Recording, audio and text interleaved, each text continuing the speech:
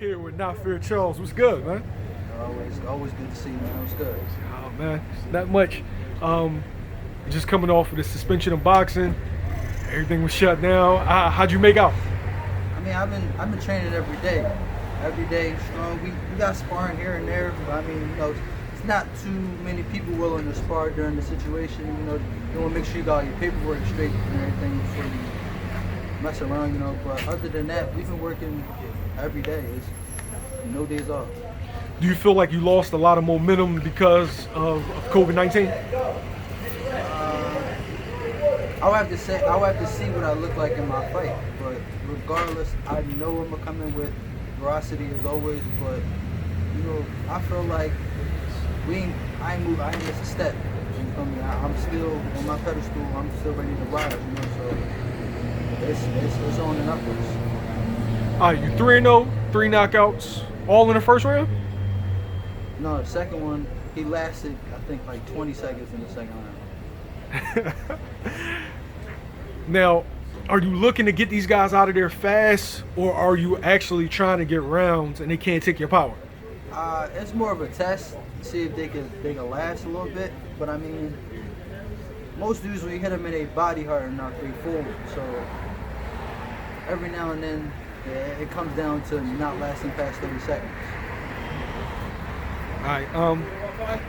You don't have a promoter right now, but where it is that you signed with an advisor? Advisory deal. Yeah. Tell me more about that. Rick Ross, man, he's a great dude. I mean, I flew out to go see him, went to go talk with him. Great dude, very humble, very, very wise. Nothing but good information from the dude. I mean, all great vibes from him. I see him more as a mentor than anything. He showed me a lot of game the 2-3 days I was out there, and I felt like it was mandatory to sign a deal with him because you don't get too many opportunities to not only be with somebody that has that much wisdom and that much experience in the business lifestyle, but moving forward with potentially being bigger than anybody in the game right now. How did that whole situation materialize? So I got my coach got in contact. My strength and conditioning coach, Wendell Shavis, Coach Rick. He got in contact with Rick through someone else, and he showed me some of my tape. And Rick said he fell in love with it ever since. So we got in contact with each other. He sent me a deal. Sent me a contract. I looked at it. I went to go see him, and shit, it's been nothing but greatness ever since. So Now, what's the objective? To become more popular, to be more active? Like, what exactly are you looking for from an advisor? both, definitely both. I mean, he's definitely been scheduling more interviews, getting more publicity, more people to see me and all that kind of stuff. Man, it comes with the ability to take people out extremely fast. So I mean, it's gonna come, but he's also helped me get more fights. He's got contacts in more places than I do. So me and him being able to contact people simultaneously, I'll probably end this year with probably 9 fights. Yeah. Yo, that's a lot of fights in such a short period of time. Man, I'm trying to get this ball rolling, man. It's been too long.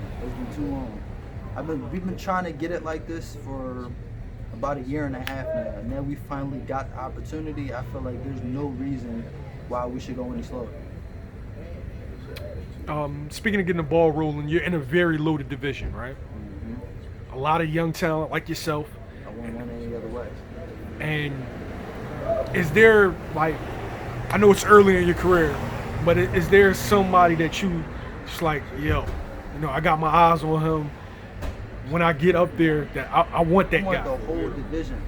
I want everybody, even if you don't got a belt at the time. It's all smoke. I don't even care. It's about me. It's more of a challenge.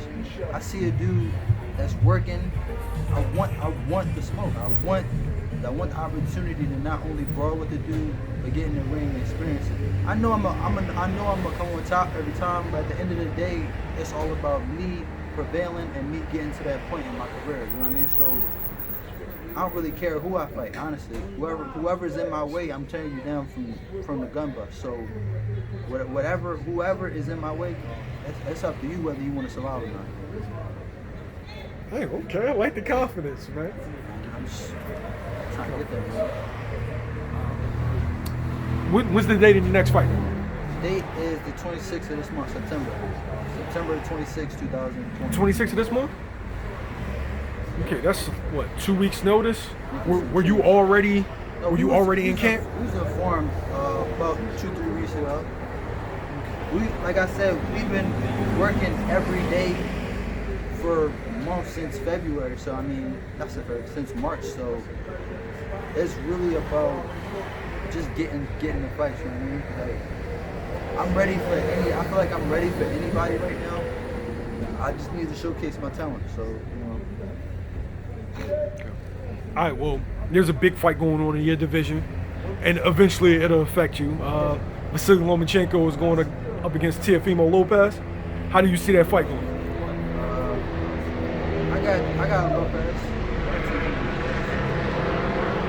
I feel like he's a lot more hungrier right now. And that's what I gravitate towards fights, because I know for people like Canelo or people like who else? Charlo brothers, they hungry all the time. I've never seen them at a point where they haven't put their all in their training and they all into working and getting the best and getting the most out of their fight. When Canelo got in the camp for Gennady Golovkin, you could see it in his face. He went through days and days and days, weeks and months of constant working out, putting his body to the brim. And that's what I like to see. I like to see people putting themselves on that kind of stool. You know what I mean? So I got Teofimo Lopez for this fight. How do you see that ending? Decision, stoppage? I mean, Lopez has a lot of power behind him. So, you know what I mean? It could be a stoppage if he land that shot, but at the same time, you know, Lomachenko has a lot of good movement. So if he lands that shot, it'd be devastating, but at the same time, he has to land that shot. So, you know, either way, I know both of them gonna work crazy. So it should be fight of the year potential.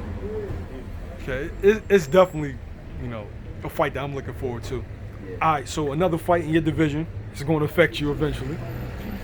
Guy around your age, Ryan Garcia, is going up against Luke Campbell. Who do you see winning that fight?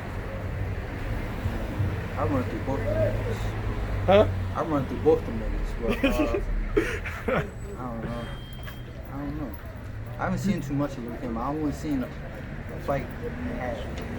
So I'm not really sure what Luke Campbell brings to the table. I know Ryan Garcia brings speed, you know, he brings variety of punches, but other than that, I don't really see him prevailing over anybody that really has power or really has motivation to win in the sport.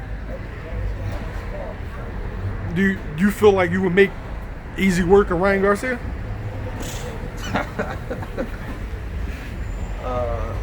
I ain't gonna speak too much on it because I'd rather show it than do it, man.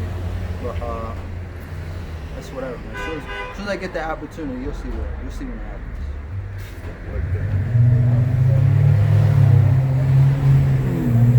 All right, you're at lightweight, right? But you're a big lightweight. Yeah. Are you making weight comfortably, or do you see you aging out of the division soon? Honestly, people ask me that pretty often, like, how do I get down to 35? It's not that hard. It probably takes me a week and a half, if that. I fought probably in 2 weeks' notice, and I've gotten the weight off before the week was over. So it's really not about getting the weight off. It's just about, you know, staying strong at the weight. You know what I mean? So getting the weight off is pretty easy, honestly. Are you eating what you want up until the fight, or you're like you being strict in your diet? I have a nutritionalist and I have a dietitian. A dietitian, right? Yeah. And the eats is good. It's good eats. So I'm eating good. I definitely don't have to worry about, you know, starving myself before the fight because I always get the rub on something good at the end of the day. So, nah, it's definitely no starving. What is your expectations for September 26th? Dude's a bigger dude. I'm used to fighting dudes bigger than me, so it's really nothing for me. But at the same time, I don't take anybody lightly. I always put myself in a position where it's going to be a championship fight, but I put my all into it. I don't want to tell myself that I put 20% into the fight or 30%. I want to go 120 every time. So if it comes down to it, I see me taking him out.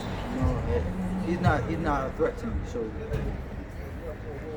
just want another first round knockout. That's probably what's going to happen. Do you feel like your amateur background helps you early in your career in the pros? Of course. Amateur, I feel like the amateurs for me was mainly just experience to see people that not only around the world but like just in different areas of my own city of ways people box. I mean, I've seen so many different ways, combinations, movement styles, variations, a whole bunch of stuff. So when I feel like it comes down to it in a professional fight, I feel like 9 times out of 10 I'm gonna be ready for it when I see it because I've seen so many people in the amateur game.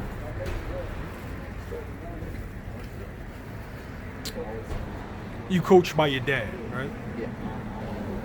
Do you feel like there's added pressure? Like you coach by your dad, you live with your dad. There's no break. Like where other fighters have a break from their trainer, where other sons have a break from their dad. You get it both sides. Yeah.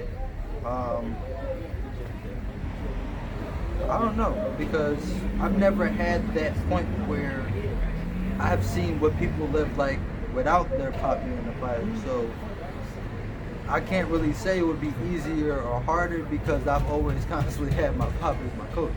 So for me, it's not really hard being my pop being my coach.